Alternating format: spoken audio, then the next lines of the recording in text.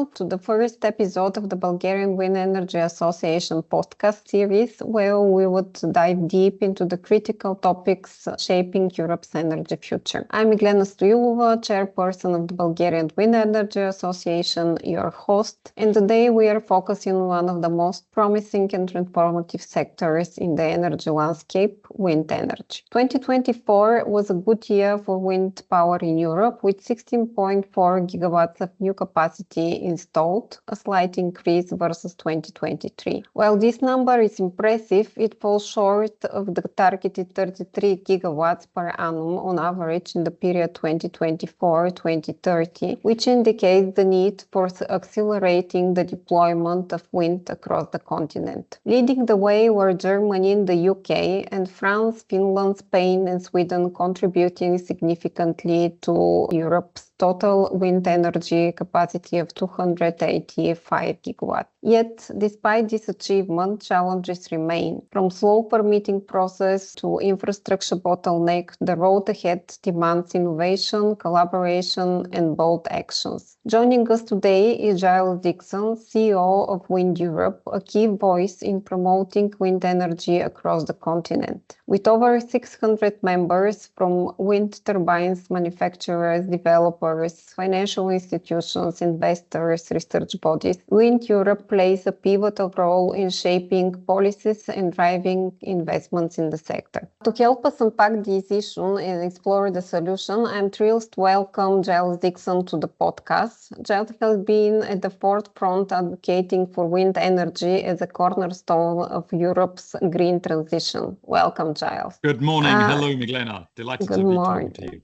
Giles, let's start with an overview. What are the main factors driving growth of wind energy in Europe, and what's the role of WindEurope in supporting this momentum? I guess there are two things that are driving the expansion of wind in Europe at the moment. The first is governments and society want more wind, and they want it for a variety of reasons. A key driver used to be that governments have these very ambitious targets for net zero decarbonisation of the economy, and flowing from that, ambitious targets for the expansion of renewables in order to decarbonise the energy system. And they still have those goals, of course, but alongside that now, they also have very ambitious goals for energy security and energy independence. And Europe collectively recognises that it needs to strengthen its energy security, reduce the volume of energy imports, especially fossil fuel imports, and especially fossil fuel imports from unreliable suppliers. So that's the first driver, government ambition, which is about climate change, and it's about energy security and independence, which of course plays into national security, let's face it. The second driver is economics. Governments and people realise that renewables are cheap. It's the cheapest form of electricity production. And so they want more of it because it's through having more wind that you will reduce electricity bills, both for consumers and for industrial energy consumers. And not only does society want more renewable electricity, they want more electricity in the energy mix. We have to remember that electricity is still only 23% of all the energy that we consume in Europe. The rest is the petrol you put in your car, the gas you burn in your boiler at home, all the fossil fuels we put in our ships and aeroplanes. And we've got to get out of that because fossil energy is more expensive than electricity, especially electricity produced by renewables. Okay, thank you, Giles, for these words. One recurring challenge that we are hearing is the permitting delays. We have previously emphasized that ambitious targets alone without a streamlined approval process wouldn't be enough. What specific regulatory changes are needed to accelerate growth? The European Union brought in new rules last year that say the following: that all the permits for new renewables and new grid investments, they have to be decided on within 2 years. That's 2 years from the date on which the first permit application is submitted, which usually is the environmental impact assessment. These new EU rules on permitting also say say that henceforth the expansion of wind, solar, grids and storage must be treated as a matter of overriding public interest. They also require national governments and regional and local authorities to digitalise all of the permitting processes. Now, these new rules, as and when they are implemented in every country, should make a big difference. Germany is the first country to be implementing them, and they have been a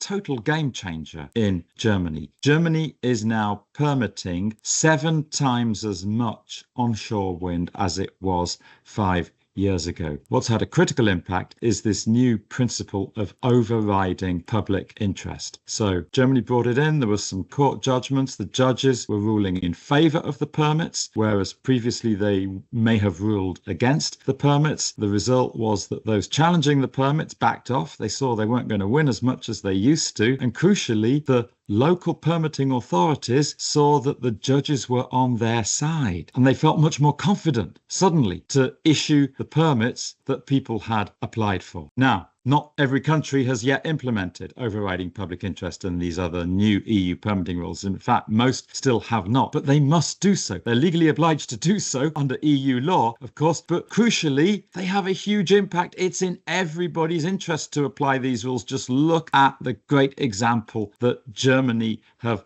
given us. And I stress, Germany have turned things around on permitting without spending more public money. They've simply introduced 3 words into the rule book: overriding public interest. And that has been a game changer. It's changed the mindset, especially of the permitting authorities. Yeah, you touched upon the topic that I wanted to discuss further. We know that for years, Denmark has stood out as a leader in integrating wind energy in its power mix. Germany, France, Portugal, Finland are marking remarkable steps in the same direction. What can other European countries learn from them? Is this increase a result of conscious national policies, or it's rather the investors' resilience that drives the deployment of wind? So the investors look at Germany and Denmark and Portugal and some of the other countries you've mentioned, and they see a fairly stable regulatory framework. The rules don't change very much, and they like that. And certainly the rules don't change retrospectively. So they feel pretty confident that if they invest in those countries, they're going to earn the money that they expected to return when they drew up their business model for that investment. So crucial lesson to learn is stable rules, laws and regulation, and governments must resist the temptation to play with those rules retrospectively, to tinker with them retrospectively. I think a second lesson to learn is that you've got to build out the grid. One of the big barriers to the expansion of wind in Europe today is that the grid is not growing quickly enough. It's not being modernized quickly enough. Ireland is a great example of a country that has invested in new wind and some solar, and has invested at the same time in the expansion and modernization of its electricity grids. And now on any one day, the Irish grid can work perfectly well if wind is 75% of the total electricity mix. Looking ahead to 2030 and beyond, what are the key milestones Europe needs to achieve to stay on track with its climate goals? What would encourage investors to make the flying leap of wind investment to ensure that we achieve the goals? It's very important that investors see that if they invest in a new wind farm, that there are going to be stable revenues, at least for the first 15 years of the life of that wind farm, because it usually takes you 15 years to amortize the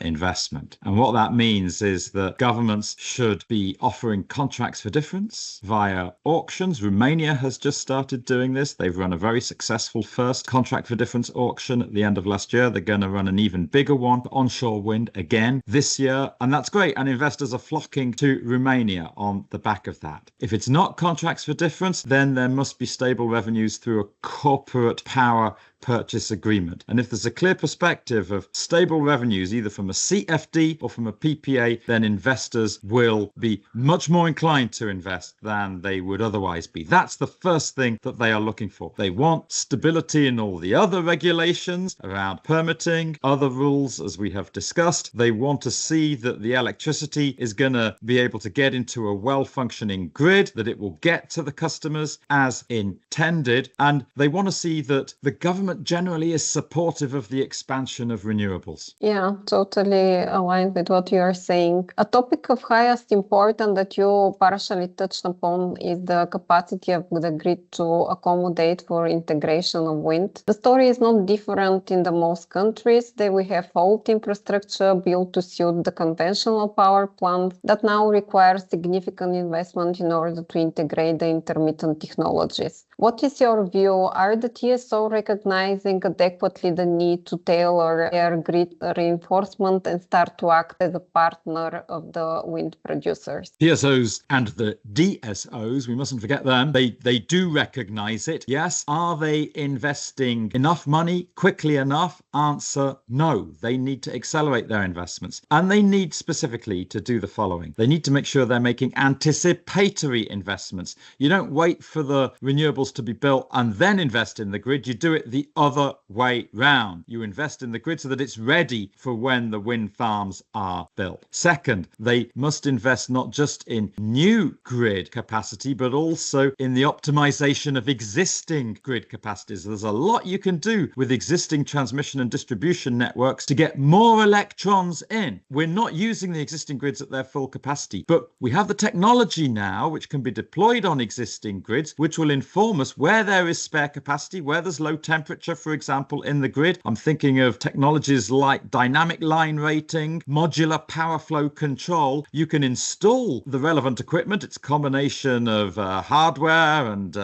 software on the existing grid, and you can get many more electrons into the grid. You can have a much more efficient grid. At the same time, of course, you've got to invest in the expansion of the grid as well. There's a third thing that the grid operators have to do, and that is to move away from the old-fashioned first come, first serve approach to approving applications for grid permits. Now, it sort of had a logic when it first started, but what we see now is that there are many more applications for grid permits than there used to be, because we have so many new renewables trying to get onto the grid, and we have so many new renewables projects under development, or at least, should I say, in some cases, allegedly under development. And this is the problem. We have lots of speculative wind and solar projects out there which are trying to get a grid permit, and then the developer will sell the project because he can earn more money on it because he's got a grid permit. Yeah, he doesn't intend to actually build that project. And that's not right, and it's not fair that these grid applications from speculative projects are clogging up the system. You kind of feel sorry for the grid operators that they've got to deal with these. And they think that dutifully they should be treating every grid application equally on its merits. No, because a lot of these grid applications are from purely speculative projects. Filter them out and prioritize the grid applications from the serious strategic projects which are a matter of national interest and everybody wants to be taken forward. Yeah, exactly. So this stresses the importance of collaboration between producers and grid operators so that we know where we stand and what are speculative and what are not speculative projects and so on.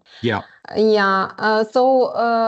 While talking about investments, etc., I wanted to also touch upon the capacity of the European wind turbine manufacturers and component manufacturers to support these ambitious growth goals. Do you see new entrants coming on the market from outside Europe to support the goals of achieving the targets? Well, let's look at the existing manufacturing capacity in Europe today. Europe's 5 wind turbine manufacturers have lots of factories in Europe. Between them, they have the capacity to manufacture 22.5 gigawatts of onshore wind turbines every year and 9.5 gigawatts of offshore wind turbines. Today, across the whole of Europe, we are building around 19 gigawatts a year of new wind turbines, onshore and offshore combined. So we have more than enough manufacturing capacity in Europe today, even to produce the turbines that we hope to be installing in the coming years as we expand the rate of annual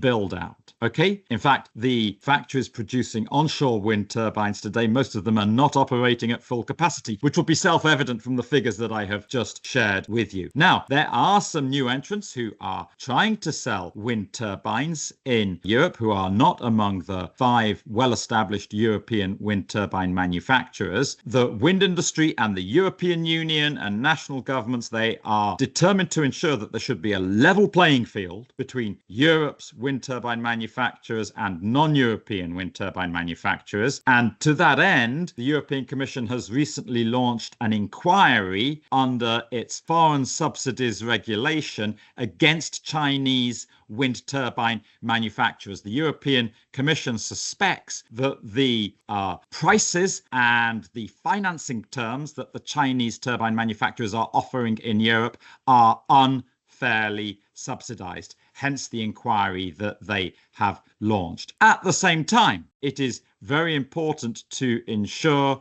cybersecurity and data security of Europe's wind farms. European Union law does not allow the export of data from the European Union to China in any sector of the economy, wind energy or any other sector of the economy. If we were to import equipment from China that had sensors, software on it, that would give entities in China a lot of data, of course, and also the power to control the functioning of those wind turbines. Yes? Now, EU law does not allow the export of data to China in the first place, so you'd be breaking the law by the data going back to China. But at the same time, the European Union doesn't want to cede control of Europe's wind farms to entities in China either. So there are two crucial issues here. Yes, it's an open market, it's a free market, but it has to be a free and fair market with level playing field, and there has to be data security and cybersecurity. Yeah, thank you, Giles. That's reassuring that we have still unused capacity in the wind turbines manufacturers to achieve the goals. But let us zoom a bit on Bulgaria. What specific steps should Bulgaria take to better align with the European energy initiatives and standards, do you think? First of all, implement the new EU rules on the permitting of renewables, grids and storage. The deadline has passed. It was the end of June last year for the most important part of these new rules. Bulgaria is not the only member state of the EU that hasn't yet implemented them, but Bulgaria and the others that still have their homework here must do that homework very quickly indeed. And I understand from discussions with the government of Bulgaria that they recognize that this is a top priority and work is in hand to ensure full implementation of these rules. This is not just about putting the EU laws onto the national statute book. It's about ensuring that they are properly applied on the ground at regional and local level as well. That the judges understand that these are the rules that they now apply, so that if and when people appeal against permits for new wind farms, the judges apply this new legal principle of overriding public interest, as they are doing now in Germany and elsewhere. That's the first thing. Second thing, Bulgaria must bring in contract for difference auctions for new onshore wind farms in the same way that Romania has done. And in fact, most other countries in Europe are now using contracts for difference to auction new wind farms. It's EU policy. The European Commission is telling national governments this is how you should be providing revenue stability to your new wind farms, whether onshore or offshore. And the third thing we would strongly advise the Bulgarian authorities to do would be to ensure that the right investments are made in the expansion and modernization of electricity grids. Yeah, thank you, Giles. Indeed, not all countries align in their stage of integrating wind, so there are steps to be done, and Bulgaria certainly needs to catch up with some of the other countries like Germany, which is obviously a good example in the recent years. Thank you so much for sharing your insights. It's clear that while Europe has made significant strides in wind energy development, there is still much work to be done, especially in some countries, in addressing bottlenecks like permitting, grid expansions, and some other policies that would help the investors integrate better in the market and in the grid. And to our audience, stay tuned for the next episode as we continue exploring innovative solutions shaping Europe's and Bulgaria's sustainable future. Can I mention one other thing to close, Miglena, please? We haven't talked about much, and that's electrification. Yep. I said electricity is still only 23% of all the energy consumed in Europe. We've got to increase that number. The EU want to get it to 75% by 2050. Now, one of the many advantages of electrification is that energy is cheaper when it's sourced as electricity than when it's sourced as fossil fuels. Yep.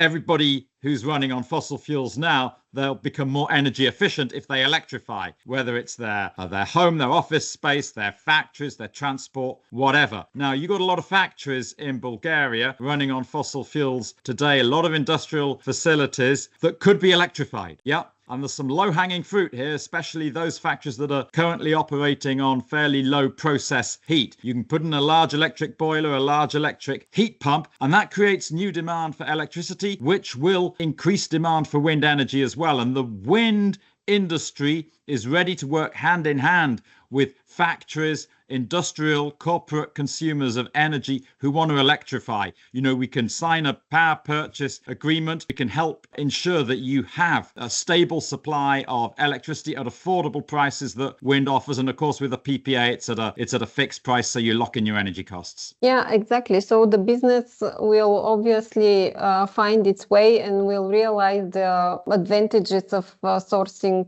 electricity to wind, but there should be also national policies and the right stimulus for the industry to electrify and to source renewable electricity. Thank you. Very good. Pleasure talking to you, Miglena.